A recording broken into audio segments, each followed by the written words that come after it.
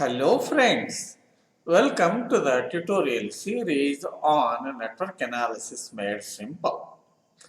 In this tutorial, we shall solve the questions on network solutions from IES examination.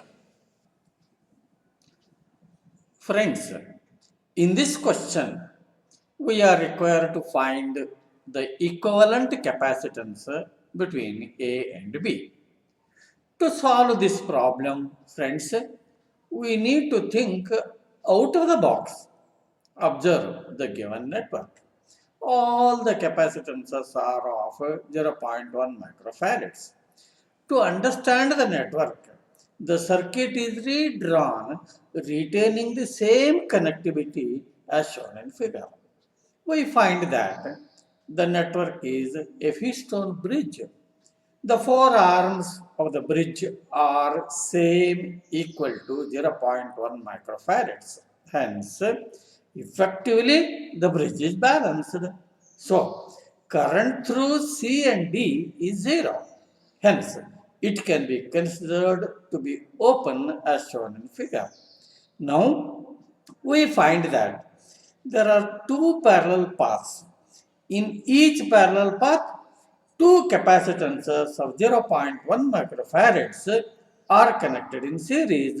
So, its equivalent is 0.1 microfarad divided by 2 equal to 0.05 microfarads as shown in figure. Finally, you see that two capacitances of 0.05 microfarads are connected in parallel. Their equivalent is 0.1 microfarads. So, total capacitance between the terminals A and B is 0.1 microfarads. Hence, option B is the correct answer. Friends, in this problem, it is given that a voltage source with an internal resistance of Rs supplies power to the load RL. So, we can straight away transfer the statement in the form of a Thevenin's equivalent circuit as shown in figure. We are required to identify the graphical variation of power absorbed in RL as it varies, for which we need to find the relation between power P and RL. Consider the Thevenin's equivalent circuit shown in figure. We know P is equal to Ps squared divided by Rs plus RL whole square into RL watts. We see that when RL is equal to 0, P is 0. As RL increases and becomes equal to Rs, P reaches maximum. And when RL tends to infinity, P is approximately equal to Ps squared divided by RL as shown. So, as RL tends to infinity, power P decreases and reaches 0. These values of variation of power P with respect to RL are satisfied by the relation C. Hence, option C is the correct answer. Friends, in question 3, the star network is given. We are required to find the delta equivalent impedance of branch ZQR. We know that the impedance in delta is equal to summation of Z1 into Z2 divided by opposite impedance in star network, where Z1, Z2 and Z3 are the impedances in star network, and summation of Z1 into Z2 is equal to Z1 into Z2 plus Z2 into Z3 plus Z3 into Z1. By substituting the values and solving, we get summation of Z1 into Z2 is equal to 50 plus J150. Hence, ZQR is equal to summation of Z1 into Z2 divided by 5. By solving, we get ZQR is equal to 10 plus J30. Hence, option D is the correct answer. Friends, next we shall solve question 4, which is very simple. It is given that I1 is equal to 1.5 amperes. We are required to find I2.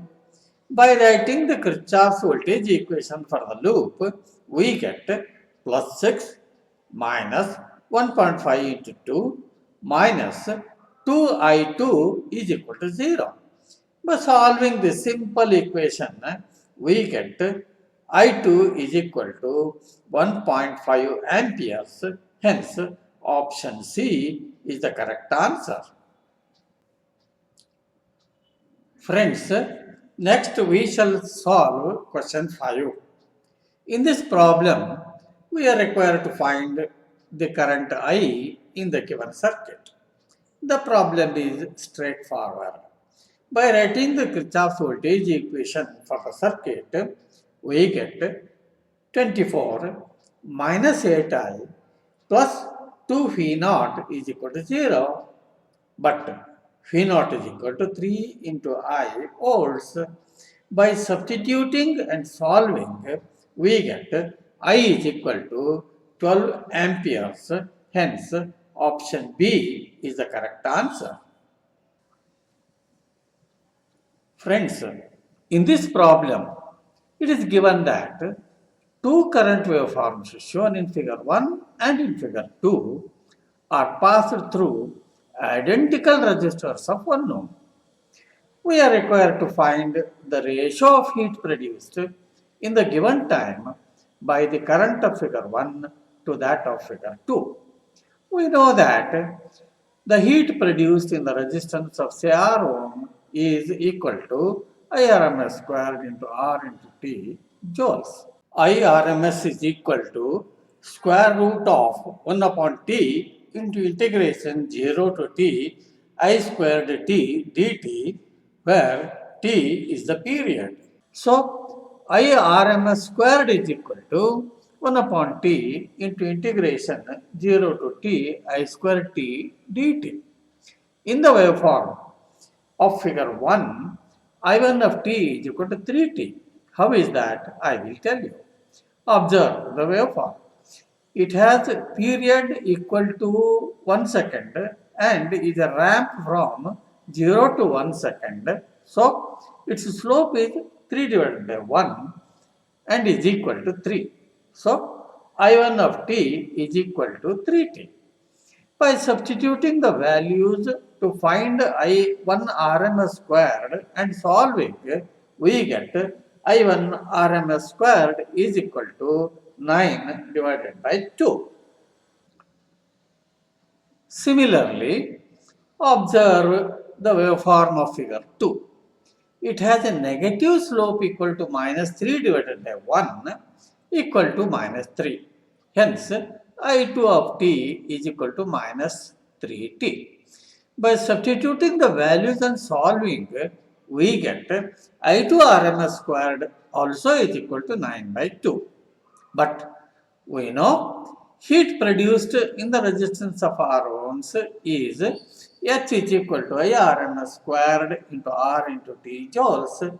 Hence, by substituting the values and solving, we get H1 is equal to 9 divided by 2 joules and heat produced by the current of figure 2 also is 9 divided by 2 joules.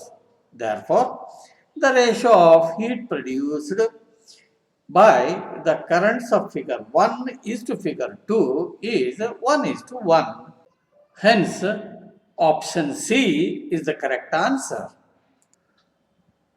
Friends, in this problem, simple circuit is given in which it is said that the diode is ideal. We are required to identify the terminal characteristics out of the given options. Observe the network.